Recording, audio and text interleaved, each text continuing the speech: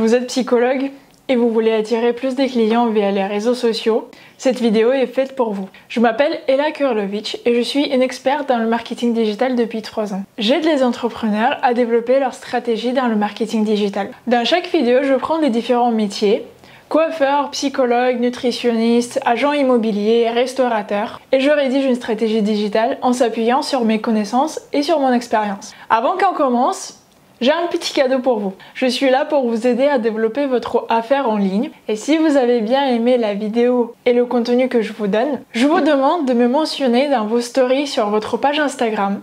Je vais recevoir la notification de votre part.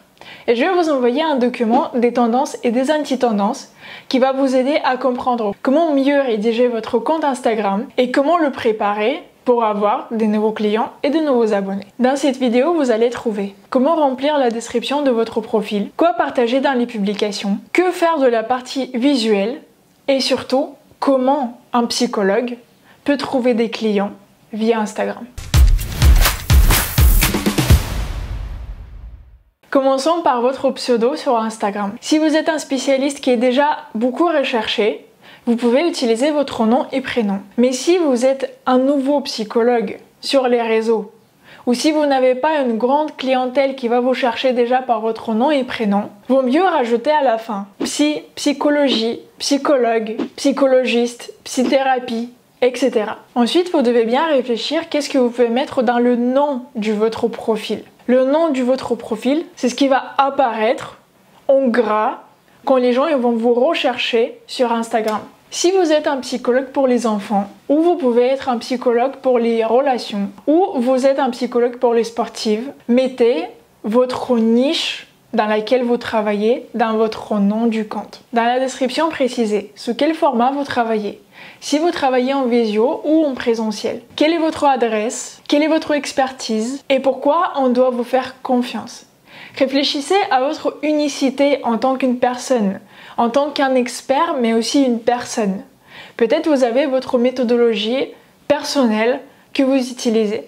Peut-être vous aimez un auteur ou un psychologue ancien et vous vous basez sur les méthodes de ce psychologue. Si vous avez un document à proposer ou à offrir, précisez-le aussi dans la description et dites ce qu'il faut faire pour le retrouver. Si vous avez abordé une thématique spécifique et vous l'avez mis dans les stories à la une, dites dans votre description que si la personne elle rencontre ce genre de problème, elle peut aller regarder sur votre story à la une qui s'appelle et vous mettez le nom. Et n'oubliez pas à la fin, bien sûr, l'appel à l'action. Comment la personne elle peut vous contacter, comment elle peut prendre la consultation.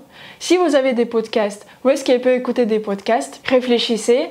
Qu'est-ce que la personne elle doit faire après avoir lu votre description? Nous allons passer à l'identité visuelle de votre profil. Sachez bien que l'identité visuelle doit être unique et fluide. Votre avatar, vos stories à la une et vos posts doivent avoir les mêmes couleurs et le même graphisme que vous utilisez. Vous ne pouvez pas avoir votre avatar de couleur rouge, vos stories à la une de couleur blond ou des posts avec des couleurs complètement différentes. Ça ne va pas être fluide et la personne elle va se perdre sur votre compte Instagram. Le format idéal pour un psychologue, ça va être de mélanger les photos et les photos avec le texte en mettant bien de quoi vous allez parler dans votre post. Mais il est très important de ne pas juste être et paraître comme un Wikipédia sur votre compte Instagram parce que ça ne va pas être intéressant. En plus, si vous venez de vous lancer et il n'y a personne qui est au courant de vous. Vous devez développer votre personnalité et montrer votre professionnalisme en même temps et pas juste être un blogueur ou juste être un Wikipédia qui va dire pourquoi il faut faire ça ou comment réussir à faire ça. Si dans les stories, vous allez apparaître avec votre visage, si vous allez parler, si vous allez raconter quelque chose, n'oubliez pas de mettre les sous-titres. Ça aidera les gens qui ne peuvent pas allumer le son directement quand ils tombent sur vos stories. Mettez les sous-titres ou mettez juste un texte qui va résumer ce que vous êtes en train de raconter dans vos stories. L'erreur que je rencontre souvent dans les profils des psychologues, ce sont des polices illisibles ou peu lisibles. Vous devez bien porter attention à ce que vous écrivez et est-ce que c'est lisible sur le profil Instagram, sachant que votre petite photo elle va apparaître en petit format, en carré. Vous ne pouvez pas écrire des polices écrits à la main, en manuscrit. ça ne va pas être lisible. Donc réfléchissez bien comment vous allez construire votre flux avant de publier quoi que ce soit. Ensuite, vous devez bien réfléchir par rapport à les hashtags que vous allez utiliser pour vos réels et pour vos posts. En l'idéal, c'est d'utiliser jusqu'à 10 hashtags pour une publication et de regarder si cet hashtag il était retrouvé entre 20 000 et 400 000 de publications. Pourquoi cette tranche-là? Quand vous allez publier l'hashtag qui était utilisé très souvent, un hashtag avec des millions de publications, votre post, comme vous venez juste de vous lancer, il va pas apparaître.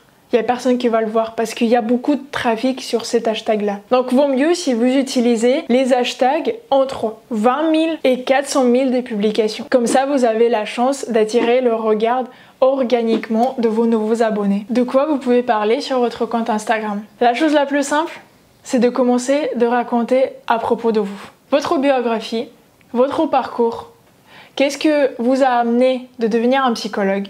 Quelles sont vos valeurs? Quels sont vos principes? Est-ce que vous avez une famille? Est-ce que vous avez des enfants? Quel genre de clientèle vous prenez? Les avantages de travailler avec vous.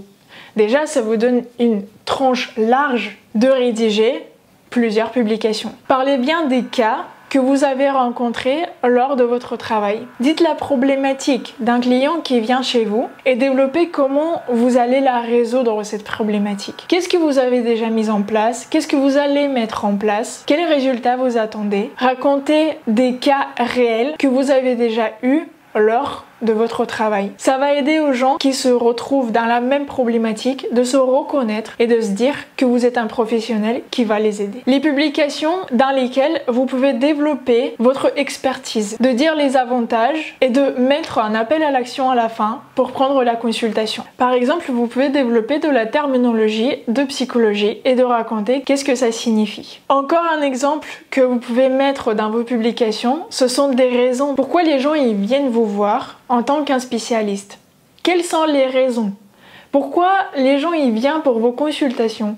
Pourquoi les gens y continuent de travailler avec vous? Peut-être vos collègues ils travaillent pendant 2 heures, vous travaillez pendant 1 heure ou inversement. Peut-être vous utilisez une méthodologie personnelle que vous-même vous avez développée lors de votre expérience. Aussi, par exemple, vous ne travaillez pas avec l'enfance, mais vous travaillez avec l'instant T et tout ce qui se passe aujourd'hui. Réfléchissez bien de votre unicité, encore une fois, et dites les raisons pourquoi les gens ils vont venir chez vous, pourquoi ils ont besoin de venir chez vous. Encore une chose de laquelle vous pouvez parler sur votre compte Instagram, ça va être les conseils que vous pouvez donner aux gens qui sont déjà sur votre page. Ce sont des conseils gratuits et ça doit être des conseils bien développés. Ne soyez pas radin pour donner des informations. Soyez ouverts, donnez beaucoup. Et les gens ils vont avoir envie de venir chez vous. Parce qu'ils vont se dire, il m'avait donné autant gratuitement, qu'est-ce qu'il va me donner quand je vais lui payer? Prenez un exemple d'aborder une discussion. Par exemple, vous allez recevoir des messages privés avec des cas ou des situations dans lesquelles les gens ils se retrouvent. Essayez de mettre ces messages dans le post et de demander qu'est-ce que les gens, vos abonnés, ils pensent à propos de cette situation. Comment eux, de leur côté, ils peuvent voir la résolution de cette problématique. Les tests psychologiques. C'est un contenu divertissant et ça va aider les gens à interagir beaucoup plus avec votre compte, qui va attirer le regard de vos abonnés, qui va les amuser et qui va leur montrer votre expertise également. Faites des tests psychologiques, ça ne demande pas beaucoup de temps, mais ça reste un contenu divertissant qui demande les gens à interagir avec votre compte. Les recommandations, c'est le contenu que les gens ils vont sauvegarder. Quand les gens ils vont sauvegarder, votre compte il va recevoir des signaux. Si vous voulez plus découvrir par rapport aux signaux et les algorithmes d'Instagram, je vous invite à regarder une autre vidéo sur ma chaîne YouTube. Donc les recommandations, vous pouvez mettre des livres sur une thématique spécifique, des films sur une thématique spécifique, des podcasts à écouter, des endroits à visiter. Réfléchissez quel genre de recommandations vous pouvez donner, la liste des recommandations, un checklist. Enfin, qu'est-ce que vous pouvez aborder dans les stories, sachant que nous avons déjà tout abordé dans les publications. Au niveau des changements d'Instagram, ce qui est changé, c'est que tout ce que vous abordez dans les publications, vous devez et vous pouvez mettre dans les stories. Parce que la couverture de votre post et la couverture de vos stories, elle va pas être égale. Dans les stories, vous pouvez plus impliquer les gens, raconter, rentrer plus dans les détails. Dans le post, dans tous les cas, vous êtes limité au niveau de symboles. Et ce n'est pas sûr que tout le monde va lire vos grands textes dans les posts. Alors, dans les stories, quels sont les créneaux libres pour prendre la consultation avec vous? Quelles sont les nouveautés dans le monde des psychologies? Toutes les nouveautés qui peuvent arriver dans votre vie familiale si vous allez montrer votre vie personnelle, dans votre vie professionnelle. Vous devez raconter quotidiennement des nouveautés qui vont venir dans votre vie. À propos de votre travail, montrez le backstage de ce que vous faites et pas que quand vous êtes avec le client, mais aussi si vous faites de la formation à côté. Comment vous réfléchissez en dehors du travail? Est-ce que les gens qui viennent chez vous pour les consultations, ils restent dans votre tête après les consultations et comment vous arrivez à gérer ça? Bien sûr, n'oubliez pas de mettre les avis. Ce sont des preuves sociales qui vont attirer les gens qui ne vous font pas confiance. Mettez les avis au moins une fois par semaine pour montrer que vous êtes toujours un spécialiste qui travaille, un spécialiste qui a des clients. Demandez à vos clients d'écrire un petit résumé de comment ça s'est passé la séance, qu'est-ce qu'ils ont aimé, qu'est-ce qu'ils n'ont pas aimé, et mettez les screenshots dans vos stories. N'ayez pas peur de montrer les messages que vous recevez de la part de vos clients. C'est une preuve sociale qui va vous aider à développer mieux votre compte et d'attirer le regard de vos nouveaux clients potentiels. Racontez des faits dans la psychologie, des faits intéressants que peu de gens connaissent. Montrez votre expertise, que vous n'êtes pas juste dans votre thématique, mais vous pouvez sortir à côté et d'aborder les sujets plus larges. Racontez des faits. Qu'est-ce qu'il faut mettre dans les stories à la une? Bien sûr, avant de rédiger les stories à la une, il faut rédiger les stories. Quelles sont les thématiques qu'il faut rédiger pour les stories à la une, au moins pour la première fois? Ce sont à propos de vous. Même si vous avez déjà écrit un post et si vous avez déjà raconté votre historique, faites-le sur les stories. Racontez votre parcours. Racontez avec les émotions. Racontez ce qui vous est arrivé lors de votre travail. La liste des prestations et la liste des services que vous proposez. Racontez si vous travaillez en visio ou en présentiel. Racontez combien ça coûte. Mettez les prix. N'ayez pas peur de mettre les prix concernant vos consultations. Ça évitera d'avoir beaucoup de questions. Quels sont vos tarifs? Mettez les tarifs directement dans les highlights, dans les stories à la une. N'oubliez pas que les stories à la une, ça remplace le menu du site.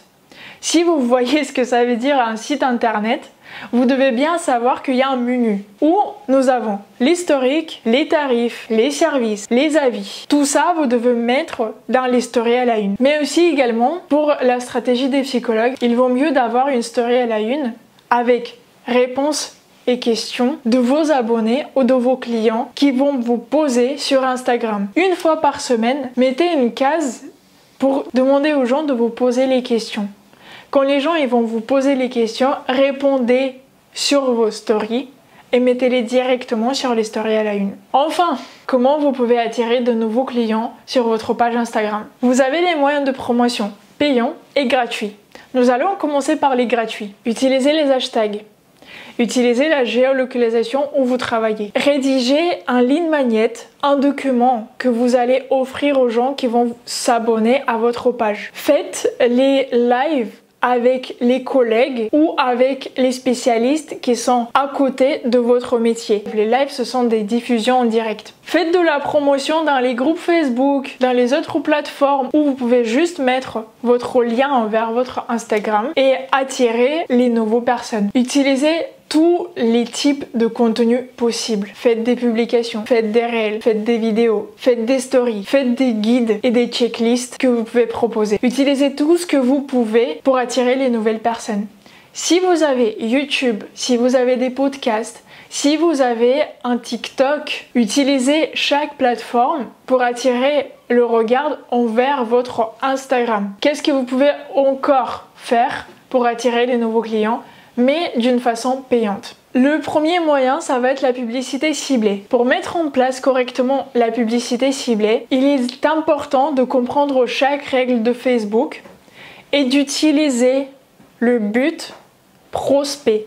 Quand vous allez aller sur votre compte publicitaire sur Facebook pour faire de la publicité sur Instagram, choisissez le but des prospects ou des interactions si vous voulez avoir des messages en message privé. Choisissez soit les interactions, soit les prospects. Faites de la publicité chez les blogueurs. C'est une chose assez particulière, mais il fonctionne très bien quand vous choisissez des bons blogueurs. Regardez si le blogueur, il parle souvent de la publicité. Comment il montre la publicité des autres personnes qui demandent de lui faire de la publicité. Suivez le blogueur avant de commander une publicité chez lui. Faites des concours et participez dans les concours des autres. C'est aussi un très bon moyen de se promouvoir, mais il ne faut pas oublier que le gain et le cadeau que vous allez offrir, ça doit attirer le regard du public large. Donc en tant qu'un psychologue, qu'est-ce que vous pouvez utiliser comme concours? Déjà, vous pouvez proposer la consultation. Vous pouvez offrir le livre, si vous avez un livre. Vous pouvez proposer aux gens de recevoir une vidéo qui est payante, qu'ils peuvent avoir gratuitement grâce à la participation dans ce concours. J'espère que la vidéo vous a été utile. Mentionnez-moi dans vos stories. Recevez un guide des tendances et des anti-tendances sur Instagram qui va vous aider à mieux comprendre comment faire l'emballage total de votre compte Instagram. Je vous souhaite des bonnes ventes, de bons développements, beaucoup de followers et à bientôt. Ciao ciao!